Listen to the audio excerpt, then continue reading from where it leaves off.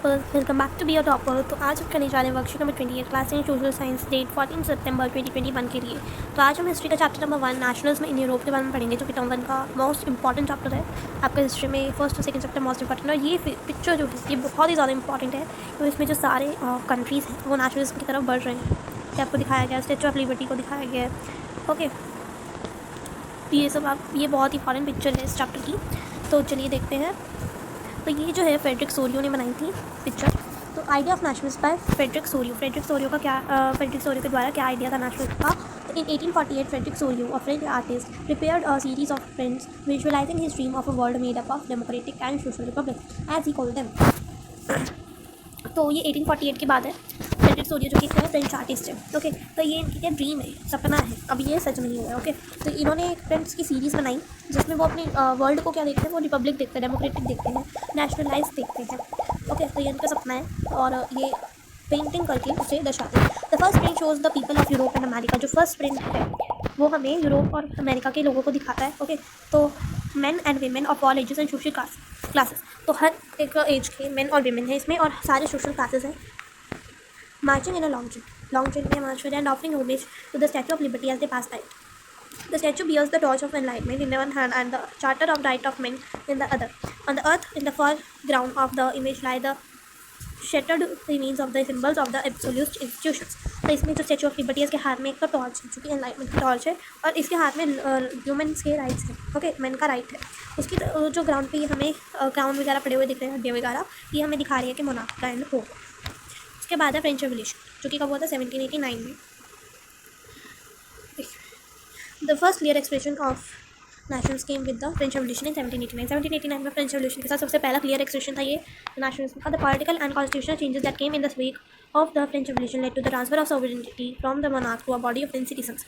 जो पॉलिटिकल और constitutional changes हैं वो फ्रेंच रेवोल्यूशन के होने की वजह से आए, जिससे क्या हुआ, सोवरेनिटी मोनार्की को हटाया गया।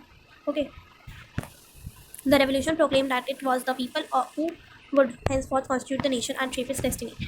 इस रेवोल्यूशन ने दिखाया लोग जो है वो नेशन को बनाएंगे और अपनी नेशन को शेप देंगे। उसके बाद है during the 19th century, nationals emerged as a force which brought about sweeping changes in the political and mental world of Europe. तो 19th century के दौरान नेशनल्स जो एक ताकत की तरह है, फोर्स की तरह है, जिससे क्या हुई, स्वीपिंग चेंजेस हुए पॉलिटिकल और मेंटल वर्ल्ड में। यूरोप में चेंजेस हुए काफ़ी सारे मेंटल और पॉलिटिकल वर्ल्ड में। The end result of these changes was the emergence of nation state in place of the multinational dynastic empires of Europe.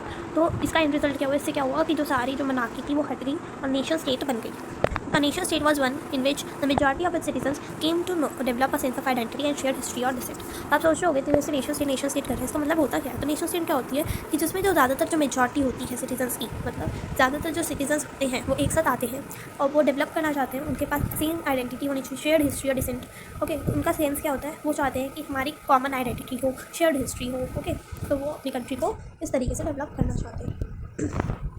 तो नेशनलिज्म इन यूरोप बढ़ा क्यों गाइस, नेशनलिज्म इन यूरोप का absolutism मतलब कि monarchy, spread of liberal ideas जो थे वो फैल गए, स्लोगन्स जो थे लिबर्टी, इक्वालिटी, फ्रेटर्निटी के वो भी हो गए, role of education middle class. तो इन सब की वजह से जो है नेशनलिज्म इन यूरोप हुआ, मतलब राइज हुआ नेशनल यूरोप में। उसके बाद 4 क्वेश्चन है, तो देखते हैं। तो फर्स्ट क्वेश्चन है, the first clear expression of nationalism came with the French revolution of 1789 explain. तो कैसे आया फ्रेंच रेवोल्यूशन, कैसे बना फर्स्ट क्लियर एक्सप्रेशन। तो it was only after this revolution that for the first time the feeling of nationalism was visible among the ordinary people. The formation of nation of France was also the result of nationalism. After the French Revolution, a sense of collectivity was created among the people of France by one language, one law and one administration. तो मैं आपको एक चीज़ बता दूँ, मैं आपको दोपहर में ही डाल देती, बट मुझे ये क्वेश्चंस भी बताने होते तो इसलिए मुझे टाइम नहीं मिला, इसलिए मैं नहीं कर पाई। सॉरी इसके लिए। तो फर्स्ट है, तो उसके बाद सेकेंड है, what is absolution. Absolutism is a political system in which one ruler or leader has complete powers and authority over a country. तो इसमें क्या होता है, मोनार्की होती है। एब्सोल्यूटिज्म क्या होता है, मोनार्की होती है जिसमें एक पॉलिटिकल, ये क्या होता है, पॉलिटिकल सिस्टम होता है जिसमें कोई भी एक लीडर या रूलर जो होता है उसके पास सारी पावर्स होती हैं और उसका पूरी कंट्री पर हक होता है। The remains of this system are the symbol of, इसमें हमें ये भी पूछा कि इसके सिंबल्स मतलब इसे कैसे दिखाया गया है पिक्चर में। तो the remains of this system are the symbol of fact that soon the absolutism regimes will end and the new democratic system of governance will emerge. उसके बाद third, write the names of European nationalism in nature of European nationalism in 19th century, it occurred after French revolution. उसके बाद है one language one culture shared history contributed to the spread of nationalism in Europe. उसके बाद है in Europe new nation states are formed on these grounds. उसके बाद है efforts are made to further strengthen the sense of collectivity. The role of middle class was not important in spread of nationalism. उसके बाद fourth और last question है identify the important features of print prepared by Frederick Sorio. He was a famous French artist. He had made a series of 4 prints. उसने 4 prints की series बनाई थी. His dream world was depicted in these paintings. इन चारों paintings में, इन चारों prints में उसने क्या किया था, अपने ड्रीम वर्ल्ड को दिखाया था, मतलब कि अपने सपनों की दुनिया को दिखाया था। Okay, which was made up of democratic and social Republic. तो उसमें क्या थी, डेमोक्रेसी थी उस वर्ल्ड में। ओके, उसके बाद है इन द फर्स्ट प्रिंट में उसने क्या दिखाया, the people of Europe and America was divided into different groups of Nations. तो फर्स्ट प्रिंट में उसने दिखाया कि जो लोग थे यूरोप और अमेरिका के, वो अलग अलग नेशन के ग्रुप में डिवाइडेड हैं।